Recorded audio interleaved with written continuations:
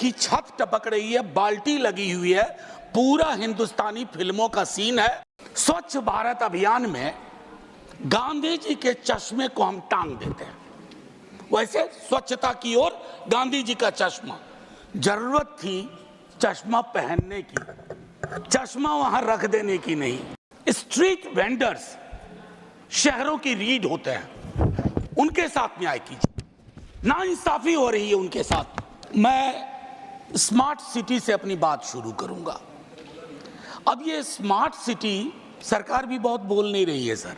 इनकी एक चीज मुझे अच्छी लगती है, अच्छा सा नाम रखो, उस नाम के पीछे काम ना हो तो धीरे धीरे बोलना कम कर दो उसके बारे में।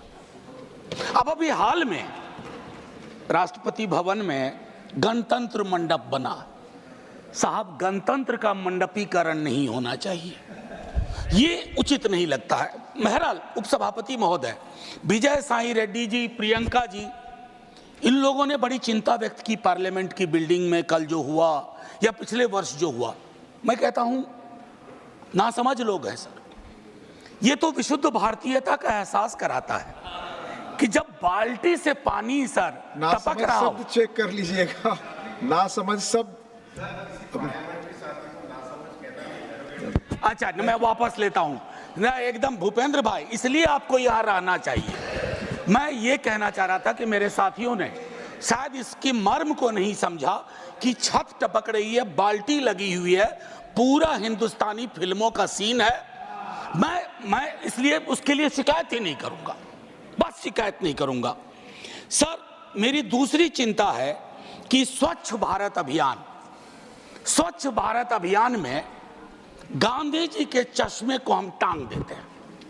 वैसे स्वच्छता की ओर गांधी जी का चश्मा, जरूरत थी चश्मा पहनने की, चश्मा वहां रख देने की नहीं। गांधी का चश्मा नहीं पहन सकते क्योंकि दो परस्पर विरोधाभासी चीजें, गांधी और दूसरा मैं नाम नहीं लूंगा, एक साथ नहीं चल सकती, क्योंकि मुझको नाम लेना भी बुरा लग रहा है।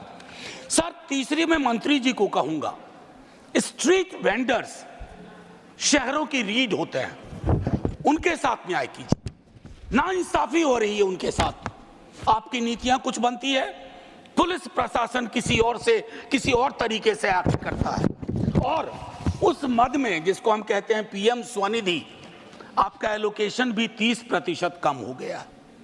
तो मैं आपसे आग्रह करूंगा, उसको देखिए। आईईसी स्वच्छता में, आईईसी में एलोकेशन कम हो गया है।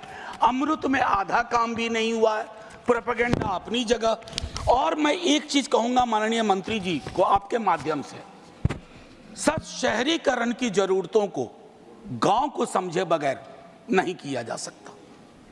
जब तक ग्रामीण पलायन, ग्रामीण अर्थव्यवस्था, उस पर आपकी नजर नहीं होगी, आपकी पकड़ नहीं होगी, तब तक शहरों में लोग आएंगे, आप एकोमोडेट करने में फेल करेंगे। आपके बदले कल को हम हों, तब भी वो दिक्कतें होंगी।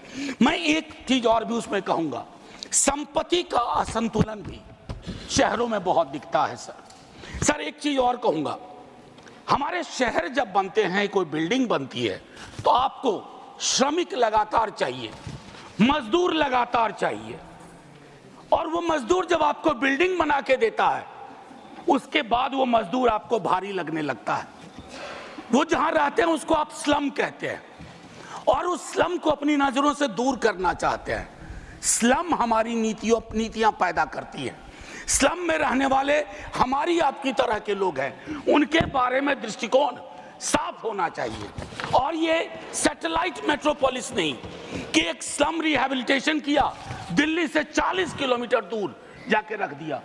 कैसे काम करेंगे, कैसे रोजगार चलेगा? तो ये चीजें, सीवर ड्रेनेज के बारे में कई साथी बोल चुके हैं। मुझे तो अक्सर याद आता है विद्यार्थी जीवन में हड़प्पा मोहनजोदड़ो की ड्रेनेज सिस्टम की तारीफ सुनता था। सर, अगर टाइम मशीन हो तो वापस चला जाए, वो ज्यादा बेहतर था। मैं और एक आखिरी चीज करूंगा सर, आजादी के बाद अपने देश में multi caste, multi community housing society बननी शुरू हुई थी सर। आज वो सारी चीज, आखिरी 30 सेकंड सर, आज वो सारी चीजें खत्म हो गई। जातियों के नाम पर हाउसिंग सोसाइटी है, समुदायों के नाम पर हाउसिंग सोसाइटी है, और कुछ समुदाय के लोग किसी भी सोसाइटी में नहीं रह सकते, ये हमारी राजनीति और नीति ने तय कर दिया है। शुक्रिया सर, जय हिंद। श्रीमती जया अमिताभ। न्यूज नेशन अब व्हाट्सएप पर खबरों के ताजा अपडेट के लिए न्यूज नेशन के इस QR कोड को स्कैन करें।